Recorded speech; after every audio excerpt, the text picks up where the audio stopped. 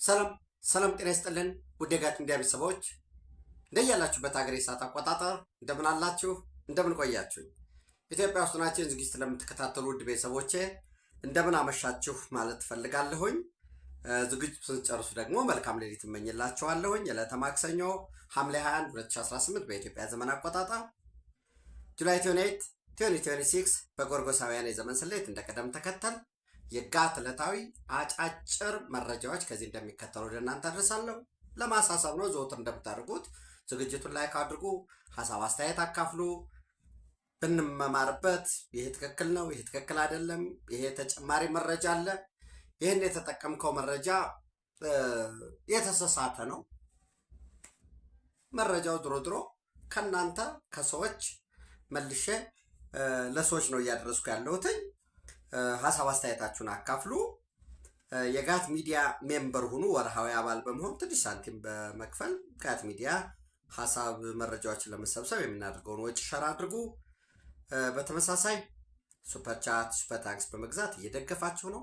እጅግ የከበረ ምስጋና ይድረሳችሁ። የመጀመሪያው መረጃዬ እንግዲህ አሁን ሌላ ቢሆን ያደርገዋል ብሎ ለማሰብ ትንሽ ይከብዳል። ይህ ዓለም አቀፍ ሕግ ስላለ በተለይ ነው ተፈናቃዮች ውስጥ ፖለቲካ መስራት አይቻልም። በተፈናቃይ ካምፕ ውስጥ ከተፈናቃዮች ገንዘብ መሰብሰብ አይቻልም። በተለይ በሌሎች ሀገራት ላይ በጎረቤትም ይሁን በሌላ ሀገራት ላይ በሚኖሩ ዜጎች ዜግነት አግኝተውም ይሁን በጥገኝነትም ይኖሩ በጊዜያዊ መጠለያ ካምፖችም በሚኖሩት ላይ ለፖለቲካ የሚውል መዋጮ መሰብሰብ አይቻልም። እነዚህ ምንም ክላሲካል የሆኑ ነባር የሆኑ ኤኒ ሰው ኤኒ ኦርዲናሪ ፐርሰን የሚያውቃቸው ፖለቲካም የሚያስፈልጋቸው ህጎች አይደሉም። የፖለቲካ ሀሁ የሚፈልጉ አይደሉም። ነገር ግን እንደምታስታውሱት ህወሓት መጠለያ ካምፕ ካሉት እዚህ ሽሬ መጠለያ ካምፕ ባሉ የሀገር ውስጥ ተፈናቃይ ጣቢያዎች ላይ ኢንተርናል ዲስፕሌስድ ፖስቶች ላይ ወይም ሴንተሮች ላይ ለህወሓት 50ኛ ዓመት በዓል ማክበሪያ በሚል በእያንዳንዱ ተፈናቃይ ገንዘብ ሲሰበስብ ነበር። አሁን ይህን ወይ እኔ ብነግራችሁ ወይ የኢትዮጵያ ሚዲያ ቢነግራችሁ ወይ የሆነ አክቲቪስት ቢነግራችሁ ወል የፖለቲካል ኢንተረስት ነው፣ ይሄ ፕሮፓጋንዳ ነው ብላችሁ ልታልፉ ትችላላችሁ። ነገር ግን የዓለም የምግብ ድርጅት ነው የደረሰበት በመረጃ በማስረጃ አድርጎ ለትግራይ ጊዜያዊ አስተዳደር የአደጋ ዝግጁነትና ምላሽ ኮሚሽን ደብዳቤ ጻፈ። በአስቸኳይ ነገር እንዲፈታ ነው። አስቡ እንግዲህ ስተቱ ከሌነጋ ነው፣ ስተቱ ለኤ ነው ለቢ ነው የሚለውን እንቶ በአይኒ ሪዝን እነኚህ ተፈናቃዮች እናቶቻችን፣ አባቶቻችን፣ ቤተሰቦቻችን አንዳንዶቹም ገና ወጣቶች ቤታቸውን፣ ንብረታቸውን፣ ስራቸውን ትተው ተፈናቃይ ጣቢያ ውስጥ ነው ያሉት። ከነሱ ለ50ኛ ዓመቴ ላከብር ስለሆነ ገንዘብ አዋጡ ብሎ በግዳጅ ከሚሰጣቸው ሬሽን እየቀነሰ ለፖለቲካ ድጋፍ ሲሆን ግን አሁን እኔ ከዚህ በፊት አስታውሳላችሁ ቀጣይ ህወሓት ሊያደርግ የሚችለው እያልኩኝ ሴናሪዮ ሰራ ነበር። ተፈናቃዮች ላይ ሆን ብሎ አስርቦ ሆን ብሎ አድክሞ በቃ ይሄ ነው ተፈናቃዮች ከምዕራብ ትግራይ የተፈናቀሉ ወይም ከወልቃይት ጠገዴ ሰቲት ሁመራ የተፈናቀሉ በረሃብ ሊሞቱ ነው፣ እንዲህ አይነት ችግር ደረሰባቸው ብሎ ፕሮፓጋንዳ መስራቱ አይቀርም ነበር። ለምንድን ነው የተወው ታዲያ? እንደዚህ አካላችሁ ወደ ምዕራብ ትግራይ ወደ ወልቃይት ጠገዴ ሰቲት ሁመራ ዝር እንዳትል የሚል የሻዕቢያ ቀጭን ትእዛዝ ስለደረሰው ነው። ዙሮ ከተፈናቃዮች ከጉረሯቸው ከምታጠባ እናት በስቃይ ውስጥ ያለ ቤቱን ጥሎ ከወጣ አባወራ የ50ኛ ዓመት በዓል ማከብርበት ገንዘብ ስጡኝ አለ። እንመለሳሉ ተፈናቃዮች። የፌዴራል መንግስት ተመለሱ አለ። በናሽናል ሌቭል ደረጃ የተደራጀ ኮሚቴ በጠቅላይ ሚኒስትር ጽህፈት ቤት የሚመራ መከላከያ ሰራዊት፣ ፌዴራል ፖሊስ፣ ጸጥታና ደህንነት፣ ብሔራዊ ደህንነት እነዚህ ያሉበት የነሱን ያንን ደግሞ ቴክኒካል ኮሚቴ ደግሞ የአፋር ክልል፣ የአማራ ክልል፣ የትግራይ ጊዜያዊ አስተዳደር እና በየክልሉ ያሉ ደግሞ የጸጥታ ቢሮዎች፣ የግብርና ቢሮዎች የሚያስተባብሩ ተቋቁሞ ይመለሱ ተባሉ። የወልቃይት ጠገዴ ሰቲት ሁመራ ዞንም ይመለሱ እቀበላለሁኛል። መጀመሪያ እንዲያውም የታጠቁ አይመለሱም፣ ሚሊሻ አይመለሱም፣ ወንጀል የሰሩ አይመለሱም የሚሉ ፕሬዲክስቶች ነበሩ። እነሱ ሁሉ ቀሩ። ኖ አትመለሱም አለ ህወሓት። እኛ ከፌዴራል ወንበር እኛ ከስልጣን ተፈናቅለን ወደ ስልጣናችን ሳንመለስማ እናንተ ወደ ቤት አትመለሱም፣ ሆስቴጆች ናቸው የምላችሁ ለዛ ነው። አሁን ይህንን እንዲመለሱ ጠቅላይ ሚኒስትሩ በግሉ ብልጽግና እንደ ፓርቲ የኢትዮጵያ መንግስት ለዓለም አቀፍ ማህበረሰብ ሳይቀር ልመና እባካችሁ አማልዱን ዜጎቻችን እየተጎዱ ነው በሚል እየተለመነ ነበር። እምቢ አሉ። ሆስቴጆች ናቸው፣ እስረኞች ናቸው፣ የህወሓት መጠቀሚያ ናቸው፣ የሀገር ውስጥ ተፈናቃዮች ምላቸው ለዛ ነው። ያንን አይተው በነገራችን ላይ ከህወሓት ኮርጀው በተመሳሳይ ጽንፈኛ የአማራ ፖለቲከኞች አክቲቪስቶችም ተፈናቃዮች ደብረ ብርሃን ያሉት ወሎ ጃራ ካምፕ ያሉት እና ሌሎች አካባቢ ያሉት እንዳይመለሱ ጥረት እያደረጉ እንዳይመለሱ ጥረት ብቻ እያደረጉ ነው ሳይሆን ሊመለሱ በጣም ጫና ሲደርስ በሸኔ በኩል ባላቸው በአጋሮቻቸው በኩል ራሳቸው ደግሞ ወለጋ ቢዛሞ ፋኖ አደራጅተናል ብለዋል። ችግር ይፈጥሩና እንደገና ተጨማሪ ተፈናቃይ ይጨምራሉ። ከዛ ምንም እንኳ የጸጥታ ሁኔታው ተስተካክሏል ቢባልም ተጨማሪ ተፈናቃዮች ወደ ደብረ ብርሃን ጣቢያ እየመጡ ነው የሚል ደግሞ ዜና እሱን ያስነግራሉ። ለምን ተፈናቃይ ለንጹሁ በንጹህነት ቁመን ለምናይ እንዴት ይፈናቀላሉ እንዴት ሀገራቸው ላይ ለምትሉ ለምንል እንጂ ለሚነግዱትማ ትልቅ ሀብት ነው። ተፈናቃዮች እንርዳ ተብሎ ገንዘብ ይሰበሰባል። 5 ሳንቲም ለነሱ አይደርሳቸውም። ዙሮ ከህወሓት የቀደመ ባህሪ አይሆንም ብዬ ለመናገር ወይም አይሆንም ብዬ ለመደምደም ስለምቸገር የደረሰኝ እኔ አሁን ሰበር መረጃ እንዳለን በጣም የሚጨንቅ ነው። ከ3 ቀን በፊት ነው መረጃ ያደረሰኝ። ታስታውሳላችሁ? የህወሓት ከፍተኛ ወታደራዊ አመራሮች ወይም አዛዦች የሚባሉት እነዚህ ሚሊተሪ ኮማንድ ለአላዋይ አዛዚ ሰራዊት የሚባል ያሉበት እነ ጀነራል ኃይለስላሴ ግርማ ወዲም በይተይ፣ ጀነራል ዮሐንስ ወልደ ጊዮርጊስ፣ ጀነራል ምግብ ኃይለ፣ ጀነራል ማሾ በየነ፣ ሜጀር ጀነራል ነጋሽ ወዲ መድህን የሁሉም ግንባር አዛዦች ከክፍለ ጦር በላይ ያሉት የአርሚ አዛዦች ጨምሮ ስብሰባ አድርገው ተወያይተዋል። በዚህ ፈትለወርቅ ያቀረበችው አለ ወዘተረፈ ብዬ ከትናንት በስቲያ ከቦታ የመጣ አስተማማኝ መረጃ አድርሻቸው ነበር። በዛ ወቅት አንዱ የተወሰነን የለመናገር የከበደኝ በሱዳን የተፈናቃይ ጣቢያዎች አሉ። ሐምዳይት ላይ አለ፣ ቅርብ ነው ለወልቃይት ጠገዴ በጣም ቅርብ ነው፣ ለኢትዮጵያ ድንበር ቅርብ ነው። ሐምዳይት ላይ ያለ በኢትዮጵያ ኤርትራም ድንበር አዋሳኝ ቦታ ሐምዳይት ላይ ያለ ራከባ የሚባል እና ቱናይድባ የሚባል እነዚህ ገዳሪፍ ክልል ውስጥ ወይም ገዳሪፍ ስቴት ውስጥ ያሉ ተፈናቃዮች ናቸው። በቁጥር ደረጃ እንግዲህ የተመዘገቡ በዩናይትድ ኔሽን ሃየር ኮሚሽን ፎር ሪፊውጅ የዩኤንኤችሲአር አፍሪካ የመዘገባቸው ቁጥራቸው ወደ 57,000 ገደማል። ኦፍኮርስ ይቀንሳል። ምክንያቱም ወደ ፖርት ሱዳን የሚሄዱ አሉ። አንዳንዶች ደግሞ ባላቸው በግል እየተመለሱ ያሉ አሉ እኮ። አሁን በተደራጀ ደረጃ ለምን ሙሉ ለሙሉ አልመጡም ነው እንጂ ለምሳሌ ወደ አብደራፊ ብትሄዱ አብርሃ ጅራ፣ ጎንደር አካባቢ ተፈናቅለው የነበሩ እየመጡ ነው እየተንጠባጠቡ። ግን ሙሉ ለሙሉ መምጣት ደግሞ ተንጠባጥበው ሲመጡ ወገኖቻችን ይጎዳሉ ማለት ድጋፍም እንዲያገኙ ቢያንስ በተደራጀ መልኩ ድጋፍ የሚያገኙበት ዝሮ ወደ 57,000 ገደማ የዩኤንኤችሲአር አፍሪካ የመዘገባቸው አሉ። ግን ዳታዎች የሚያሳዩት ሱዳን ውስጥ ያሉ ተፈናቃዮች ፖርቱ ሱዳንም እስከ ፖርቱ ሱዳን ከሰላ እንዳልኳችሁ በእነዚህ መጣ ሐምዳይት ላይ ኡምራኩባ ላይ ቱናይድባ ላይ በአጠቃላይ ቁጥራቸው እስከ 80,000 90,000 ይደርሳሉ ዳታዎች የሚያሳዩት። የተመዘገበ ግን 57,000 ገደማ አለ። ይሄ አንዱ ሚሊተሪ ኮማንድ የሚባለው ላዕላዊ አዛዥ ሰራዊት የወሰነው በአዋጅ 366 2018 መሰረት እድሜው ለውጊያ ለውትድርና የበቃው እስከ 60 ዓመት ያለው ከ18 ዓመት እስከ 60 ዓመት ያለው በጣም ወሳኝ የሆነ የጤና ጉዳት የሌለበት ወደ ጦር ግንባር ይዝመት ነው የሚለው ይህ አዋጅ። በዚህ መሰረት ሱዳን ውስጥ መጠለያ ካምፕ ላይ ያሉት ተፈናቃዮች የግድ ወደ ውጊያ ይግቡ የሚል ውሳኔ ነው የተወሰነው። የምንዋጋው የትግራይ ልጆች እኮ የሚዋጉት ምዕራብ ትግራይን ለማስመለስ ነው። ወልቃይት ጠገዴ ሰቲት ሁመራን ለማስመለስ ነው። ስለዚህ ሌላው ብቻም ሳይሆን እነሱም መስዋዕትነት መክፈል መቻል አለባቸው።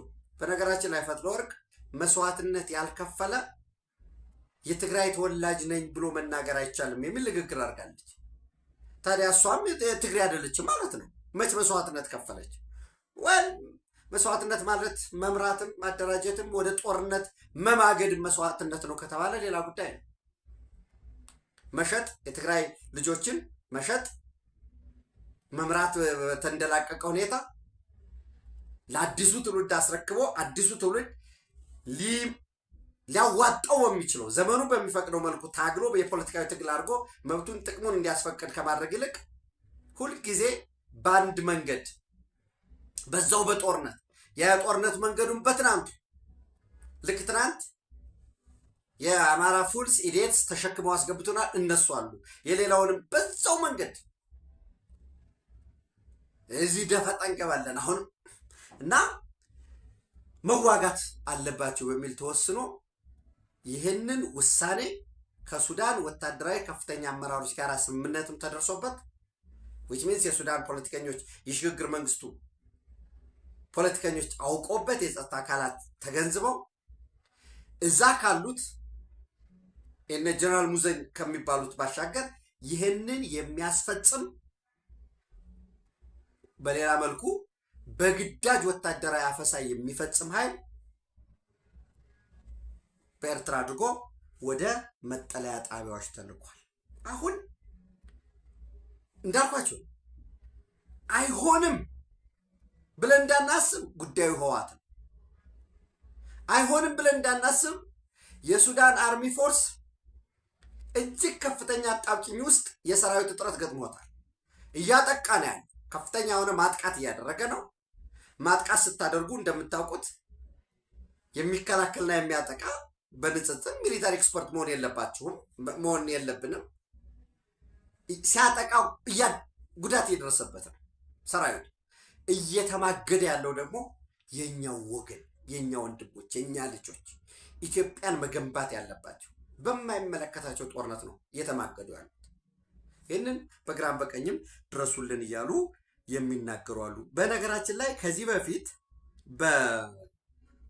በ2024 እና እስከ 2025 መግቢያ ኢብን 2023 ላይ አብዬ ዳርፉር የነበሩ በሰላም ማስከበር የሄዱ ከፍተኛ የሆኑ ወታደራዊ አዛዦች የኢትዮጵያ መከላከያ ሰራዊት አባል የነበሩ ያ ግጭት መቀስቀሱን ተከትሎ ገሚሶቹ አይ መጀመሪያውን ወደ ጦርነት ነው የምንሳተፍ ብለው ቀድሞ ጦርነት ሊጀመር ነው የተባሉት ቀድሞ የመጡ አሉ። ሌሎች ደግሞ ጦርነቱ ከተጀመረ በኋላ አንዳንዶቹ አገልግሎት ጊዜያቸው አልቆ ኑ ሲባሉ አልመጣም ያሉ አሉ፣ አርቢ ሰባን የተቀላቀሉ። ሌሎች ደግሞ ተስማምተው ዜግነት ቀይረው ይሄ ናቹራላይዜሽን ፕሮሰስ የሚባለው እንደምታውቁት ለምሳሌ እኔ ኢትዮጵያዊ ነኝ፣ በዜግነት ኢትዮጵያዊ ነኝ፣ የተወለድኩት ኢትዮጵያ ውስጥ ነው፣ ኢትዮጵያዊ ነኝ።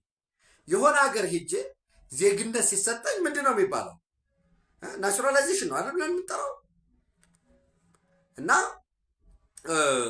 በዚህ መሰረት ቁጥራቸው እስከ 900 የሚደርሱ የተለያየ ያላቸው ባለማዕረግተኞች ውጊያ ላይ የማይሳተፉ ለምሳሌ ስልጠና የሚሰጡ ሎጂስቲክስ ላይ የከባድ ጦር መሳሪያ ስልጠና የሚሰጡ የኮማንዶ እነዚህ ስልጠና የሚሰጡ የትግራይ ተወላጆች ኢትዮጵያውያን ቁጥራቸው ኤግዛክትሊ አንዳንዴ ለምሳሌ 400 ነው የሚል መረጃ አግኝቻለሁ።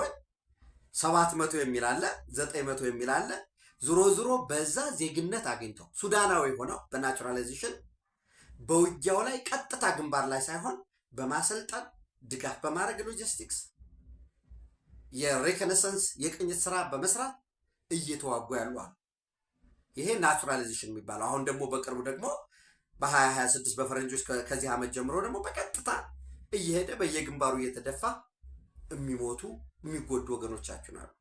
ያ ያላነሰው እንግዲህ ከፍጹም ከዓለም አቀፍ ሕግ በራቀ በመጠለያ ጣቢያ ያሉ ወገኖቻችን እድሜያቸው ከ18 ዓመት እስከ 60 የሆነ ወደ ጦርነት ለመግባት የሚከለክል የጤና ወይም የአካል ጉዳት የሌለባቸው ከሆነ ተገደው ወደ ማሰልጠኛ ጣቢያ እንዲገቡና ውጊያ ውስጥ እንዲሳተፉ፣ ያ ውጊያ የራሳቸው ጦርነት አድርገው ስለሚቆጥሩት በሱዳን ጦርነትም ይሳተፋሉ። በተመሳሳይ ወደ ኢትዮጵያም ደግሞ እየመጡ እንዲዋጉ ማለት ነው። ይህንን መረጃው በጣም አስተማማኝ መረጃ ነው። ነገር ግን የበለጠ መጥራት አለበት። እነሆ ለእናንተ ይህን መረጃ እንዲደርሳችሁ ፈልጋለሁኝ። በውሎ ከሰዓታት በፊት ወደ እናንተ ባደረስኩት ፕሮግራም በተመሳሳይ በሌሎች ፕሮግራሞችም ለማድረስ እንደሞከርኩት የትግራይ ልሂቃን ወጣቶች፣ የትግራይ ማህበረሰብ ህወሓትን አንቅሮ ተፍቶታል። እዩት። አሁን ለምሳሌ ማለት ለማሳያ የምነግራችሁ በየገጾቻቸው የሚሰጡትን ቲፒኤልኤፍ ገጽ ላይ፣ የትግራይ ቲቪ ላይ የሚሰጡ አስተያየቶችን ናቸው። በተመሳሳይ በሱ ብቻ ሳይወሰኑ እንግዲህ በሰሜኑ በጦርነቱ ወቅት በጣም ድጋፍ ሲያደርግ የነበረ ገንዘብ ሲያሰባስቡ ሰልፍ ሲወጡ የነበረው አንዱ በአውስትራሊያ የትግራይ ማህበር የሚባለው ነው። ወይንም ምንድነው ማህበር ተጋሩ አውስትራሊያ የሚባለው ማለት ነው። በአውስትራሊያ የትግራይ ማህበርና በዛሬው ዕለት መግለጫ አውጥቷል። ባለ 7 ነጥብ የአቋም መግለጫ ምንድን ነው የሚለው?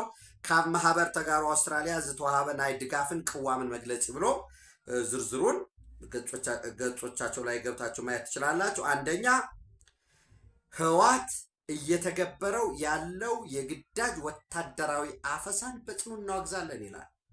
ህወሓት ዝገብሮ ዝሎ ምድላዊ ሁናትን ወታደራዊ ግፋን በጽኑ ይቃወም፣ በጽኑ እናወግዛለን ይላል። ምናሰይ ትግራይ ብዙ ደሊቶም ኣብ ሁናትን ክሳተፉ ምግዳድ ምግሃስ መሰረታዊ ሰብአዊ መሰል እዩ። ወጣቶች የትግራይ ወጣቶችን በግዳጅ ወደ ጦርነት ማስገባት መብታቸውን መጣስ ነው እያለ ይቀጥላል። አንደኛው ነጥብ ነው። ሁለተኛ፣ ህወሓት ዝገብሮ ዘሎ ጉስጓስ ንዳግማይ ኩናት በጽኑ እንቃወም። ህወሓት ሌላ ተጨማሪ ሶስተኛ ወይም ጦርነት ለመክፈት የሚያደርገውን ቅስቀሳ እንቅስቃሴ በጽኑ እናወግዛለን ይላል። ሶስተኛ፣ ናይ ህወሓትን አሰራርን ፖሊስታት በሰላማዊ መንገድ ዝቃወሙ ዜጋታት ብዘይ ፍርዲ ምእሳር የህወሓትን ፖሊሲና አሰራር በሰላማዊ መንገድ የሚቃወሙ ዜጎችን ያለ ፍርድ ማሰር፣ ብዘይ ፍርዲ ምእሳር፣ መፍራራህ፣ ማስፈራራት፣ ምጭዋይ፣ ማፈን ወይም ምንድነው ምጭዋይ ማለት መሰወር፣ አስገድዶ የሆነ ቦታ ወስዶ መደበቅ እና ወይ ምስጓዕ በጽኑ ንሁንን ምንድነው በጽኑ እናወግዛለን። እኔ ትግረኛውን ለመማር የምሞክር ቋንቋ ለማወቅ፣ ምክንያቱም በአንድ ቋንቋ ውስጥ ፕሊስ ወዳጆች በምትኖሩበት አካባቢ ቋንቋ ተማሩ። ቋንቋ ተማራችሁ ማለት እውቀት አለው፣ በዛው ባህል አለው፣ እምነት አለው፣ ፍልስፍና አለው እና ትግረኛ ቋንቋ ለመማር ጥረት አደርጋለሁ። አፋን ኦሮሞ ለመማር ጥረት እያረኩ ነው እና እዚህ ሳነብ ምናምን ለፕሮናንሴሽኑ በቅድሚያ ይቅርታ ጠይቃለሁ። አራተኛ፣ ሰብአዊ መሰላት ዝደፍር ዲሞክራሲያዊ ተሳትፎ ዝድርት ወይ ዓለምለሃዊ መላክኢታት ሰብአዊ መሰላት ዝጣስ ዝሆነ አይነት ህጊ ወይም ድማ ፖሊሲ ይሆንን ይህንን የሰብአዊ መብትን የሚጥስ በሌላ መልኩ ይሄ አዋጁን ማለት ነው 366ን በጽኑ እናወግዛለን ይላል። በዚህ ምክንያት ህወሓት አውጽኦ ዘሎ ህግ አዋጅ ለመሰረታዊ ሰብአዊ መሰላት ህዝቢ ትግራይ ዝደፍን ዝደርትን ስለዚሆነ ይሄ አዋጅ 366 የወጣው አዋጅ የትግራይ ህዝብን መሰረታዊ ሰብአዊ መብት የሚገፍ ስለሆነ እንቃወማለን ይላል። አምስተኛ፣ የህወሓት የፕሪቶሪያ ስምምነትን መጣሱን በጽኑ እናወግዛለን ነው የሚለው። ስምምዕ ውል ፕሪቶሪያ ንዘላቂ ሰላም፣ ፖለቲካዊ ርግኣት፣ ፍትህን ምርግጋጽ፣ ዳግም ህንፀትን ዘለዓለ ታማኒ መሰረት ከም ዝኾነ ንአምን። የፕሪቶሪያ ሰላም ስምምነት ለፖለቲካዊ መረጋጋት፣ ለፍትህ መስፈን፣ ዳግም ጦርነት እንዳይፈጠር ዋስትና ነው ብለን እናምናለን። ስለዚሆነ ሁሉም ዘመልከቱም ወገናት ነቲ ስምምነት በሙሉ ስለዚህ ሁሉም የሚመለከታቸው ወገኖች በሌላ መልኩ የፌዴራል መንግስቱ ህወሓት ጋራንቲ የሆኑት የአፍሪካ ህብረትና ሌሎች ዓለም አቀፍም ያለምንም ቅድመ ሁኔታ በሙሉ በቅልጥፍና በቅንነትና በሰላማዊ መንገድ ንተብሩ ንጸው ጥሪ እናደርጋለን ይላል። ስድስተኛ ህወሓት በኃይል በጠመንጃ ያፈረሰውን የትግራይ ጊዜያዊ አስተዳደር በአስቸኳይ እንዲመልስ ይላል። ህወሓት በኃይል ጠመንጃ ዝፈርሶ ጊዜያዊ ምምዳር ትግራይ ናቦቱ ተመልሱ በመሰረት ስም ፕሪቶሪያ ንዘላቂ ሰላም ክሰር ንጸው ጥሪ እናቀርባለን። ያፈረሱትን በጠመንጃ ያፈረሱት ጊዜያዊ አስተዳደር በአስቸኳይ እንዲመለስ ይላል።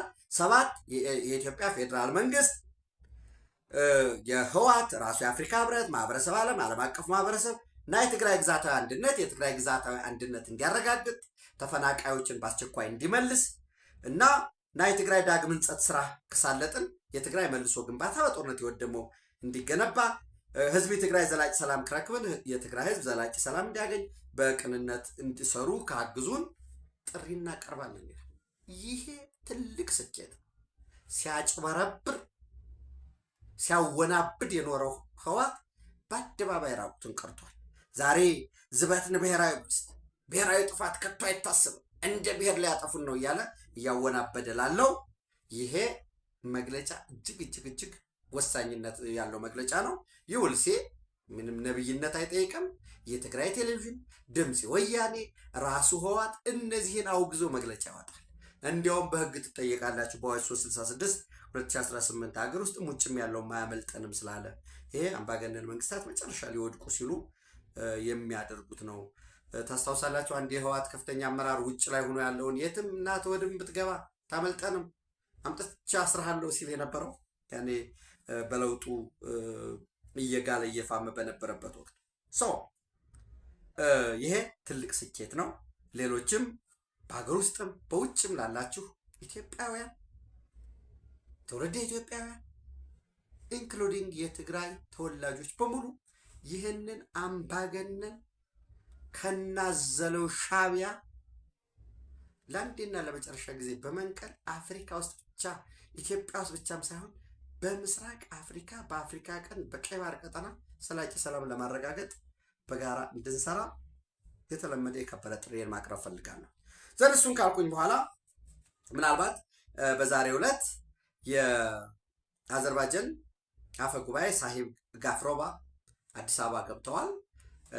እንግዲህ ክብርት ሎሜ በደው የህዝብ ተወካዮች ምክር ቤት ምክትል አፈ ጉባኤ እንዲሁም አምባሳደር ብርሃኑ ጸጋዬ የውጭ ጉዳይ ሚኒስትር ዴኤታ አቀባበል አድርገውላቸዋል። ከህዝብ ተወካዮች ምክር ቤት የውጭ ግንኙነት ቋሚ ኮሚቴ ጋራ ከሌሎች ከፍተኛ የመንግስት ባለስልጣናት ጋራ ውይይት እንደሚያደርጉ ይጠበቃል። እንደምታውቁት ኢትዮጵያና አዘርባይጃን በተለይ በለውጥ ማግስት በዚህ በአዲሱ መንግስት በብልጽግና መንግስት እጅግ ሰፊ ግንኙነት ኢኮኖሚያዊ፣ ፖለቲካዊ፣ በቴክኖሎጂ ደረጃ በልምድ ልውውጥ በዚህ መሶብ ላይ በከተማ መልሶ ግንባታ እነሱ የአዘርባይጃን ከተማን ባኩን እንዴት ታሪኩን መልሰው ታሪኩን ጠብቀው ከተማ በገነቡበት ሁኔታ የልምድም የቴክኒክም የእውቀትም ኢቭን የፋይናንስም ድጋፍ እያደረጉ ያሉበት ሁኔታ ነው ያለው። እንደምታውቁት አዘርባይጃን በአውሮፓ ደረጃ በነዳጅ ዘይት እና የጋዝ ምርት በማቅረብ ሰፊ ጠንካራ እድገት እያስመዘገቡ ያሉ ናቸው። በተመሳሳይ እንደ ሌሎች አውሮፓ ሀገራት የበለጸገ ኢኮኖሚ ያላቸው ብሎ አፍ ሞልቶ መናገር ባይቻልም ሶቨሪን ዌልዝ ፈንዳቸው ግን ጠንካራ ነው። መከላከያቸው ድሮ ከሩሲያ ጋር በነበራቸው በሶቪየት ህብረት ውስጥ በነበራቸው እነዚህ ታንኮች፣ መድፎች፣ የጦር ተሽከርካሪዎች ከቱርክ ጋር ባላቸው ግንኙነት ደግሞ ቀረቤታ ደግሞ ድሮን ላይ ጦር መሳሪያ ላይ ይራቀቃሉ። ከኢትዮጵያ ጋር የጦር መሳሪያ የመግዛት የመሸጥ ከትራንዛክሽን ባለፈ በጋራ የወታደራዊ ኢንዱስትሪ ተቋማትን በጋራ ለመገንባት ኢትዮጵያ ውስጥ የስትራቴጂክ አጋርነት ስምምነት ላይ እሱ ጸድቋል። በባለፈው እዚህ አቅርቤ ያለሁኝ የጋራ ወታደራዊ ኢንዱስትሪ ኮምፕሌክሶችን ለመገንባት በአዘርባይጃን ምክር ቤት ጸድቋል። በተመሳሳይ በኢትዮጵያ ውስጥም ይጸድቅና ኢትዮጵያ ውስጥም ስምምነቱ ጸድቋል። ወደ ስራ የሚገባበት ሁኔታ ይኖራል ማለት ነው። የቴክኖሎጂ ትብብር፣ የወታደራዊ ትብብር፣ የስልጠና የልምድ ልውውጥ፣ የመረጃ ልውውጥ በተመሳሳይ የኮፕ 32 የኮንፈረንስ ኦፍ ፓርቲ 32 ኢትዮጵያ አዘጋጅ ነች በ2027 በዛ ደረጃ አዘርባይጃን ልምዷን እውቀቷን የቴክኖሎጂም ሽግግር የሚያደርጉበት ሁኔታ ይኖራል ማለት ነው። ይሄ እጅግ በጣም ወሳኝነት ያለው በጋዝ ልምድ አላቸው ብያቸዋለሁኝ። ኢትዮጵያ ደግሞ ጋዝ ወደ ገበያም ለማቅረብ በተለይ በወሳኝነት ደግሞ የጋዝ ምርቷን ወደ ውጭ ገበያ ከመላኩ በፊት በሀገር ውስጥም በጋራ ለመስራት የጋዝ ስቴሽኖችን ለማስፋፋት ዘንድ መኪኖች፣ ተሽከርካሪዎቻችን ጋዝ እንዲጠቀሙ ለማድረግ በሚደረገው ጥረት ከአዘርባይጃን ሰፊ የምንማረው ተሞክሮ ይኖራል። የዚህ ፐብሊክ የዲጂታል ፐብሊክ ኢንፍራስትራክቸር ላይም እንዲሁ የካበተ ልምድ አላቸው። ክቡር ጠቅላይ ሚኒስትር ዶክተር አብይ አህመድ ከአዘርባይጃን ፕሬዚዳንት ኢልሃም አሊየቭ ጋራ ጠንካራ ግንኙነት አላቸው። በእነዚህ ታስታውሳላችሁ በፌብሩዋሪ 27 2026 ላይ እጅግ ደማቅ በሆነ አቀባበል ተዘዋውረው ከተሞችን ያዩበት፣ የቴክኖሎጂ ማዕከላትን ያዩበት፣ መልሶ ግንባታ በጋራ በሚሰሩ ዝርዝር ጉዳዮች ላይ የተመካከሩበት ሁኔታ አለ። እሱን ተከትሎ ነው እንግዲህ የቴክኖሎጂ ሽግግር፣ የባህል ሽግግር፣ በትምህርት ላይ በጋራ ለመስራት፣ በወታደራዊ ስልጠና ኢንዱስትሪዎች ላይ እነዚህ ስምምነት ላይ ተደረሱ። ይሄ ወሳኝነት ያለው ነው። ሌላው ኢትዮጵያ 40 የአፍሪካ ወንድሞቻችን ከፍተኛ ወታደራዊ አዛዦች በተለይ ሎጂስቲክስ እና ኮሚኒኬሽን የሚሰሩ የምርምር ተቋማት ላይ የሚሰሩ የ40 የአፍሪካ ሀገራት ወንድሞቻችንን እንዲሁም 25 የአሜሪካ የመከላከያ ትጥቅ አምራች ተቋማትን ምርምር ላይ የሚሰሩ የዲፌንስ ኤንድ ቴክኖሎጂ ካምፓኒዎችን የሚሳተፉበት ለተከታታይ 4 ቀን ዛሬ ሁለተኛ ቀኑን የያዘ የአፍሪካን ሎጂስቲክስ ኮሚኒኬሽን ሲምፖዚየም እየተካሄደ ነው። በነገራችን ላይ የአፍሪካ ሎጂስቲክስ ሲምፖዚየም ይካሄዳል ወይ ኮሚኒኬሽን ሲምፖዚየም ይካሄዳል። በጋራ ሎጂስቲክስ እና ኮሚኒኬሽንን አካሂዶ ይሄ ሲምፖዚየም ሲደረግ የመጀመሪያ ነው። ኢትዮጵያ ወይም የኢትዮጵያ መከላከያ ሰራዊት እንደ ኢትዮጵያ እና እንደ አሜሪካ ደግሞ የአፍሪካ እዝ አፍሪኮም የሴንትኮም አለ። ለምሳሌ ሴንትራል ኮማንድ የሚድል ኢስትን የያዘ የተወሰነ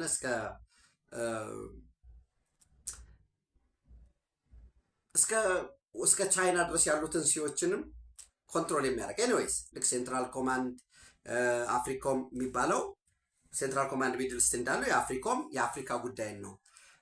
እንግዲህ አፍሪኮም ጀርመን ስቱትጋርት ነው ሄድኳርተሩ።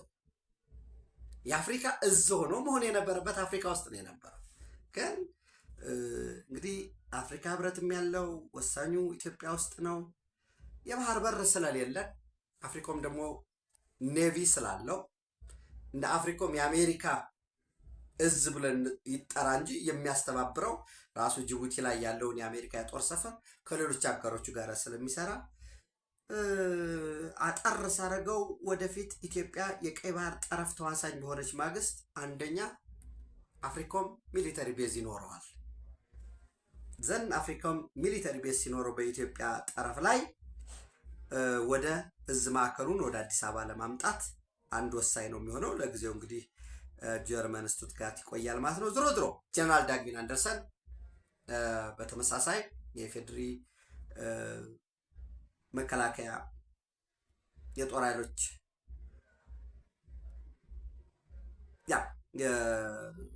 ኢታማዦር ሹሙ ፊልድ ማርሻል ብርሃኑ ጁላ፣ የክብርት አይሻ መሐመድ የመከላከያ ሚኒስትር እና ሌሎች እንዳልኳቸው ከፍተኛ የኢትዮጵያ ጦር አዛዦች ከ40 በላይ ሳይሆን የ40 ሀገራት ወታደራዊ አዛዦች በተገኙበት እርቪን ማሲንጋ በኢትዮጵያ የአሜሪካ አምባሳደር ንግግር አድርገዋል። በተመሳሳይ ጀነራል ዳግዊን አንደርሰን ንግግር አድርገዋል። የክብርት መከላከያ ሚኒስትር ኢንጂነር አይሻ መሐመድም ንግግር አድርገዋል። እሱን ተከትሎ ጀነራል ዳግዊን አንደርሰን መግለጫ ሰጥተዋል። ሚዲያ ብሪፊንግ ነበረ። በዚህ ጉዳይ ላይ ስለ አሜሪካና ኢትዮጵያ ጉዳይ፣ ስለ መካከለኛው ምስራቅ፣ ስለ ኮንፈረንሱ የዚህ አፍሪካን ሎጂስቲክስ ኮሚኒኬሽን ኤንድ ሲምፖዚየም ኮንፈረንስ ወሳኝነት፣ በኢትዮጵያ ውስጥ ስላለው የውስጥ ግጭትም ተጠይቀዋል። በነገራችን ላይ በኢትዮጵያ ውስጥ ያለው የውስጥ ግጭት የኢትዮጵያ መንግስት ጉዳይ ነው፣ ሉዓላዊ ጉዳይ ነው። ይሄ ሶቨሪን ኢሹ ነው፣ ሶቨሪን አጀንዳ ነው። እኛ ናይጄሪያ ላይ እንደደገፍ ነው፣ አማጽያን እንደደገፍ ነው፣ ሌሎችም ሀገራት ላይ ድጋፍ እንደሰጠ ነው።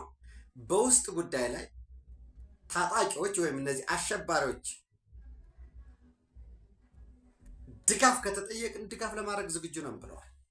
ስለዚህ የኢትዮጵያ መንግስት በግራ በቀኝ ኢትዮጵያን ለማፍረስ አጀንዳ ተሸክመው ወዲያ ወዲህ የሚሉ ኃይሎችን የሚጠበቅበት በአሸባሪነት ፈርጆ ድጋፍ እንዲሰጠው መጠየቅ ብቻ ነው የሚጠበቅበት። ከዛ ባለፈ ከክቡር ጠቅላይ ሚኒስትር ዶክተር አብይ አህመድ ጋራ በሁለትዮሽ ጉዳይ፣ በቀይ ባህር ቀጠና ጉዳይ፣ በአፍሪካ ቀንድ ባሉ ግጭቶች በተለይ በሱዳን ጉዳይ ላይ፣ በሶማሊያ ጉዳይ ኦሰም አለ፣ አፍሪካ ዩኒየን ሰፖርት ኤንድ ስታቢላይዜሽን ሚሽን። እሱ ሚሽን እጅግ ትልቅ ፈተና ገጥሞታል። ከዲሰምበር በኋላ አሜሪካ ድጋፍ አታደርግም። ለእሱ ብቻም ሳይሆን ለዩናይትድ ኔሽን ሳፖርት ሚሽን ኢን ሶማሊያ እሱንም ድጋፍ አላደርግም ብላለች። የአውሶም ጊዜ ይራዘም ይራዘም ብላችሁ መወሰን ትችላላችሁ፣ እኔ ግን ድጋፍ አላደርግም ብላለች። ዘን የሶማሊያ የፖለቲካ ፓርቲዎች ደግሞ ያው ወቀሳም እየቀረበባቸው ነው፣ ለምን እንዲህ አላችሁ በሚል ዞሮ ዞሮ አውሶም እንዲራዘም አድርጉ ለነዚህ ለትሮፕ ኮንትሪቢዩቲንግ ካንትሪስ ቲሲሲ ለሚባሉት፣ በሌላ መልኩ ለጅቡቲ፣ ለኢትዮጵያ፣ ለኬንያ፣ ለኡጋንዳ ለነዚህ ወታደር ላበረከቱት ወታደሮቻችሁን እንዳታስወጡ እያሉ ነው። በዛ ባለፈ የሶማሊያ ውስጥ ጉዳይ አለ፣ ፖለቲካል ክራይሲስ አለ።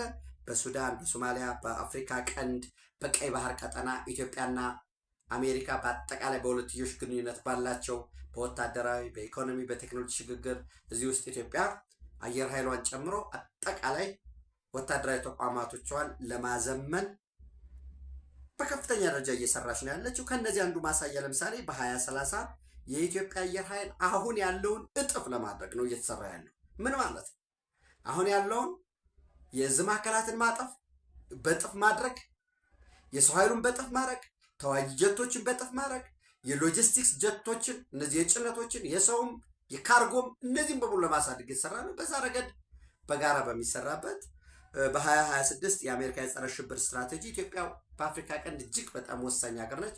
በዛ ትብብር በመስራት በሚደረግበት ውይይት አድርገዋል። የሁሉ ውይይት ሲደረግ እንዳትረሱ ቀይ ባህር፣ የኤርትራ ጉዳይ፣ ኤርትራ በኢትዮጵያ ውስጥ ጉዳይ ትርምስ ለመፍጠር የኢትዮጵያ ትርምስ የኤርትራ ኢትዮጵያን ለማተራመስ የምታደርገው ደግሞ ተነጥሎ የኢትዮጵያና የኤርትራ ጉዳይ ሳይሆን አጠቃላይ የአፍሪካ ቀንድን የቀይ ባህር ቀጠናን የማተራመስ ጉዳይ መሆኑን በዝርዝር ውይይት ማድረጋቸው አይቀርም።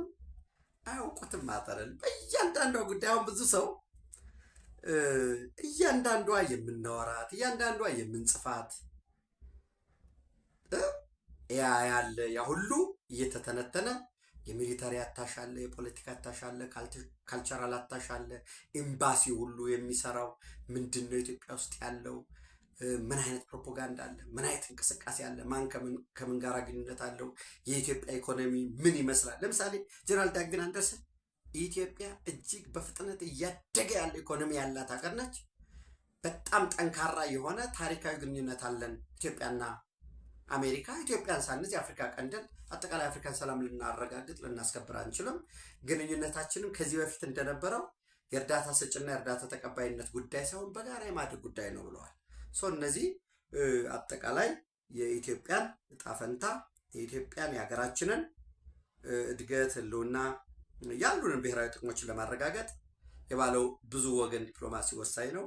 እዚህ ላይ ምናልባት አንድ ሚዲያዎች እየዘገቡ ያሉት የዜጎቻችን መብት ጥቅም ለማስከበር በሚደረገው ጥረት ዜጎቻችን ደግሞ በየምትሄዱበት ወገኖቻችን ወንድሞቻችን በያላችሁበት ሀገር ህጎችን ማክበር የተሻለ የእናንተ ጠንካራ መሆን መልሶ ኢትዮጵያ ነው የሚጠቅመው።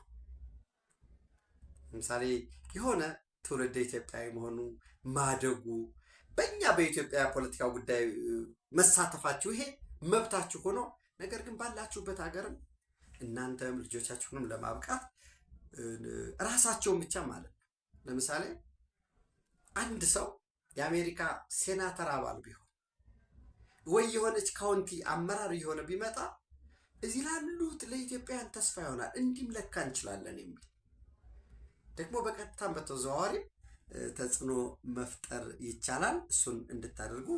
ነገር ግን አንድ ያየሁት ምንድነው በአደገኛ እጽ ዝውውር የሞት ፍርድ ተፈርዶባቸው የነበሩ ኢትዮጵያውያን የኢትዮጵያ መንግስት እጅግ ከፍተኛ ጥረት አድርጓል። ዓለም አቀፍ ማህበረሰብ ጥረት አድርጓል። ነገር ግን ሀገራት ደግሞ ሶቨርኒቲ ያላቸው ለምሳሌ ሳውዲ አረቢያ አደገኛ እጽ፣ አልኮል በወሳኝነት አደገኛ እጽ እጅግ የተከለከለ ነው። ሰው እዚህ ላይ የተሳተፉ ሞት ከተፈረደባቸው ዜጎቻችን ወንድም እህቶቻችን መካከል 5 የሚሆኑት ቅጣቱ እንደተላለፈባቸው መረጃዎች እየወጡ ነው ያለው። እንግዲህ ለሞቱት ነፍስ ይማር፣ ለወገኖቻቸው ደግሞ መጽናናት እንመኛለን። እኔ በጣም ብዙ ጥረት እንደተደረገ አውቃለሁ። ቢያንስ እንኳን የሃይማኖት ተቋማት ሁሉም ጥረት አድርገዋል። እስከ 1 ዓመት እስከ 2 ዓመት ነው ኢቭን ሞት ተፈርዶባቸው የነበሩትንም እንኳን ካሳ የሚከፈል እየተከፈለ እና ደግሞ በወንጀል ይሄ በሌሎች ወንጀሎች ታስረው የነበሩትን በድርድር ተፈተው እንዲመጡ የተደረጉ አለ። ሀገራት ደግሞ በእነዚህ ጥብቅ የሆኑ ህጎች አሏቸው። ኢቭን በኤክስቼንጅ እንኳን የለም፣ የወንጀለኛ የታራሚ ልውውጥ የለም በሳውዲ አረቢያ እና በኢትዮጵያ መካከል። ጥረት ተደርጓል። ፕሊስ ኢትዮጵያውያን ወንድሞቻችን እህቶቻችን ባላችሁበት ሀገር ህጎችን ማክበር ጠንቅቆ ማወቅ። አንዳንዴ ደግሞ ሌሎችም ሊያሰስቱ ይችላሉ። አሁን በተለይ እዚህ ዕቃ ውሰዱልኝ በሚል የሆነ ስጦታ ነው ይባላል።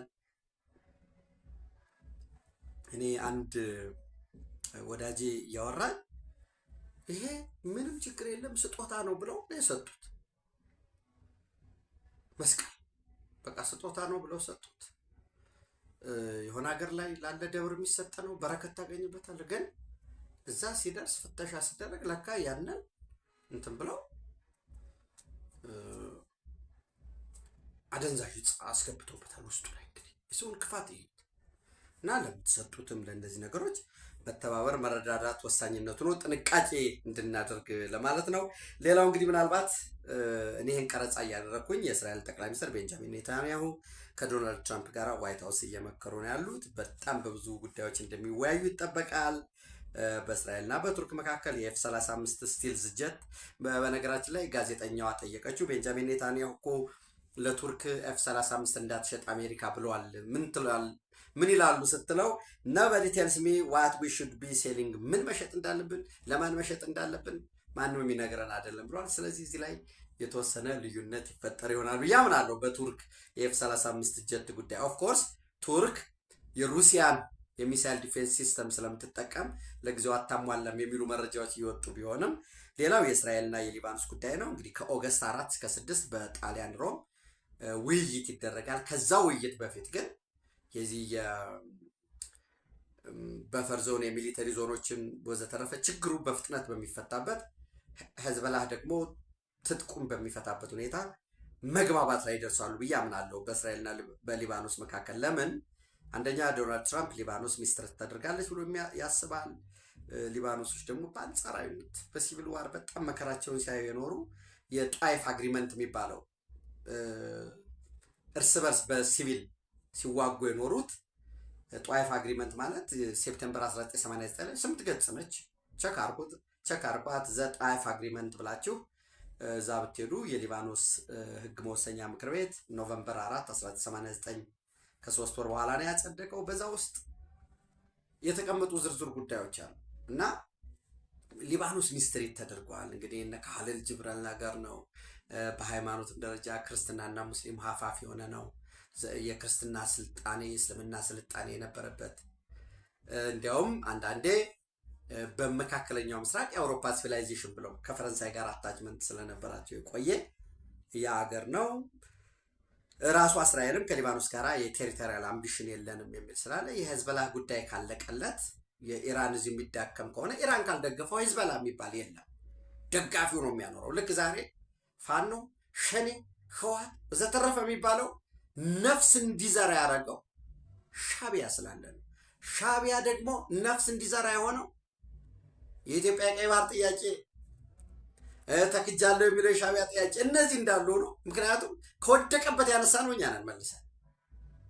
ሻዕቢያን ደግሞ እስትንፋስ የሚሆነው የኢትዮጵያ የኢኮኖሚ እድገት፣ ኢትዮጵያ ኢኮኖሚዋ በፍጥነት ሲያድግ የቀይ ባህር ፍላጎት፣ የተፈጥሮ ሀብቶቿን በተለይ ወንዞቿን፣ የናይል ተፋሰስን፣ አባይን፣ ባራኮቦን፣ ተከዜን፣ ጓንግን እነዚህ ልጠቀም ስትል ግብፅ ትዝ ይለዋል። ልክ እንደዛ ሻዕቢያን ከነቀልከው እዚህ ሀገር ውስጥ ያለው በሙሉ ይነቃል። ለዛ ነው የህወሓት ጽምዶ መመስረት በዓለም አቀፍ ደረጃ በአደባባይ በመረጃና በማስረጃ መውጣት የሻዕቢያ ተልከስክሶ ስትራቴጂክ ደብዝ ውስጥ ብሎ አረንቋው ውስጥ መግባት ወጥቻለሁ ቢል ማንለቀውም ወሳኝነት አለው የምላችሁ። ሌላው እዚህ እንዲሆኖ አንዳንዶች ይመጡና የብልጽግና እንደዚህ ፈርቶ ጽምዶ እንዲመጣ ሚዲያ ላይ ፌስቡክ ላይ እና ትዊተር ላይ ተወጋው እንደሆነ እናያለን። አሁን ውጊያው የጀመረ ጊዜ ባሩድ የሸተተ ጊዜ የተደበላለቀ ጊዜ ያኔ ነው እንጂ በሰላሙ ጊዜ ሁሉም ጀግና ነው፣ ሁሉም ፈካሪ ነው። እና ዞሮ ዞሮ ኢትዮጵያ ብቻ ማለለች አፍሪካ ቀን አጠቃላይ አፍሪካ ሰላም እንዲሆን ሻዕቢያ መነቀል መቻል አለበት። ኢትዮጵያ በፍጥነት ማደግ መቻል አለባት። አስተማማኝ ልክ ቱርክ ኤፍራጥስና ጤግረስን እንደልቧ እሷ ኤፍራጥስና ጤግረስን እንደልብ መጠቀም ብቻ ማለት ነው እኮ። ዋተር ፎር ኦይል አግሪመንት ከኢራቅ ጋር እንዲገባ ያስቻለው ጠንካራ ኢኮኖሚ ገነባ፣ ጠንካራ ሚሊታሪ ገነባ፣ ሴኪሪቲ ጋራንቲ ኖረው ለራሱ። መጀመሪያ ለስጋት ስለነበራቸው የኩርድን የፒኬኬ እኮ ሌላ አይደለም እኮ ኢራቆች ናቸው ያደራጁት ለወንዛቸው ብለው እና ብዙ ዝርዝር አለው በዛ ጉዳይ ውስጥ። አስፈላጊ ከሆነ ወደፊት እናያለን። መረጃ ማስረጃዎችን ጻፉ ጽሁፎችን እያየን በወሳኝነት የእስራኤልና የሊባኖስ ጉዳይ ውዝግብ አይገጥመውም ብዬ አምናለሁኝ። በተመሳሳይ የዩኤስኤ ኢራን ወይ ሚድልስ ኮንፍሊክት ላይ በጣም ሰፊ የሆነ ውይይት ያደርጋሉ ብዬ አምናለሁኝ። ዶናልድ ትራምፕ እንግዲህ ግድቦቻቸውንና የኃይል ማመንጫ ጣቢያዎቻችን የኢራንን እናወድማለን፣ ወደ ስምምነት የማይገቡ የሚል መንገራገሪያ እያወጡ ነው ያሉት። ድርድር ላይ ነን፣ ድርድሩ ደግሞ አሁን በአሜሪካ የበላይነት ነው እያሉ ነው ያሉት። እንግዲህ ወደዚያ የማይደርስ ከሆነ እስራኤልም የምትገባበት ሁኔታ አለ። እስራኤሎችን በነገራችን ላይ ወደ ጦርነቱ መግባት እንደፈለጉ የምታዩት ምን እያሉ መሰላችሁ? አሜሪካ እኮ ኢራን ላይ እርምጃ ስትወስድ የነበረው ከኢራን ጦር ሰፈር በመነሳት ነው ብለው እስራኤል ካትስ መግለጫ ሰጡ። ሌላው እኮ አይታችሁ ከሆነ እኔ ጋር አይደለም እና እስራኤል ደግሞ ኢራን ደግሞ እስራኤል ላይ እርምጃ የማትወስደው የምንወስደው አጸፋ የከፋ እንደሆነ ስለሚያውቁት ነው በሚል እየቀረበ ያለ ጉዳይ አለ። የዚህ ኒውክሌር እያበለጸጉ ነው፣ እንደዚህ አይነት የኢንተለጀንስ መረጃ አለ ምናምን በሚለው በዛ ጉዳይ ላይም ሰፊ ውይይት ያደርጋሉ ብዬ ተስፋ አደርጋለሁ። የእስራኤልና ሶሪያ ጉዳይ በተመሳሳይ ውይይት ማዕከል ይሆናል። እንግዲህ ምናልባት የእስራኤልና የሶሪያ ጉዳይ ላይ ትንሽ ፈታኝ የሚያደርገው ራሷ አሜሪካ እውቅና ያሰጠችው በተለይ ዶናልድ ትራምፕ በመጀመሪያው ስልጣን ዘመናቸው የጎላን ሃይት የጎላን ኮረብታ ወሳኝነት ያለው ነው። ለእስራኤል እውቅና መስጠት ብቻም ሳይሆን ከ25,000 አካባቢ የሚሆኑ ዜጎች ህይወታቸውን የመሰረቱበት ነው። የጎላን ሄይት የሚባለው ከሚሊትሪ ስትራቴጂክ ባለፈ ለኢኮኖሚ ወሳኝነት ያለው የወንዞች መነሻ ያ ነው። እሱ ፈተና ካልሆነ በቀር የእስራኤል ሶሪያም ጉዳይ እልባት የሚያገኝ ይመስለኛል። ምክንያቱም አልሻራ ከእስራኤል ጋር ወደ ሰላም ስምምነት የመግባት ፍላጎት አለን በሚል የተቀመጣለ።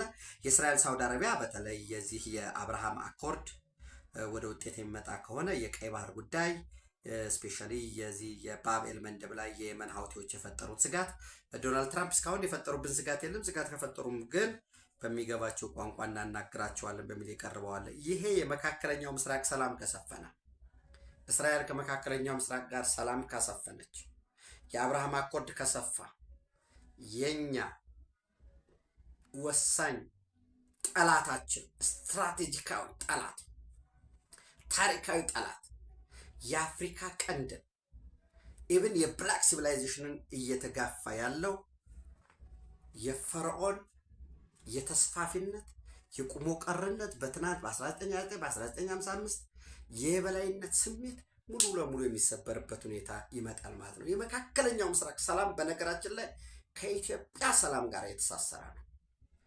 እኛ ግብፅ ለራሴ ቅድሚያ እውቅና ሰጥቻለሁኝ በዛ በሚል ለእስራኤል እውቅና ሰጣ በካምፕ ዴቪድ አግሪመንት ከማንም በፊት ከአረብ ስቴቶች በየአመቱ እስከ $1 ቢሊዮን በጥሬው ድጋፍ የሚያገኙበት እንደ በጀቱ ነው። ወታደራዊ ድጋፍ ሌላውን ተውት። ከዛ ባለፈ እነሱ የፈለጉበት ሁሉ የሚሰማበት አይኤምኤፍ ላይ ብድር የምንከለከልበት ወርልድ ባንክ ላይ መግለጫ የሚያወጡበት አረብ ሊግ የሚባለው መካከለኛው ምስራቅ ሰላም ስለሌለው ነው ያን መግለጫ ሲያወጣ የሚውለው። ከመግለጫ ባሻገር ምን አድርጓል ሌላ ጉዳይ ነው። ኦአይሲ ኦርጋናይዜሽን ኦፍ ኢስላሚክ ኮኦፕሬቲቭ ይህን ሲያደርግ የሚለው ሰው የመካከለኛው ምስራቅ ሰላም እየሰፈነ ከመጣ ሳውዲ አረቢያና ዩናይትድ አረብ ኤሚሬት ሁለቱም የአብርሃም አኮርድ አካል ከሆኑ የቀጠናዊ ኮምፒቲሽናቸው እየለዘበ ከመጣ ግብፅ መሀል ላይ እየገባ ሽብልቅ የሚሆንበት ነገር እየተዘጋ ከመጣ ለኢትዮጵያ ወሳኝነት አለው። ዝም ብሎ የቅርብ ጎረቤቶቻችን ምናምን ስለሆኑ ብቻም ሳይሆን ኢትዮጵያ ክብር ለዘላለም ትኑር። ታንኪዩ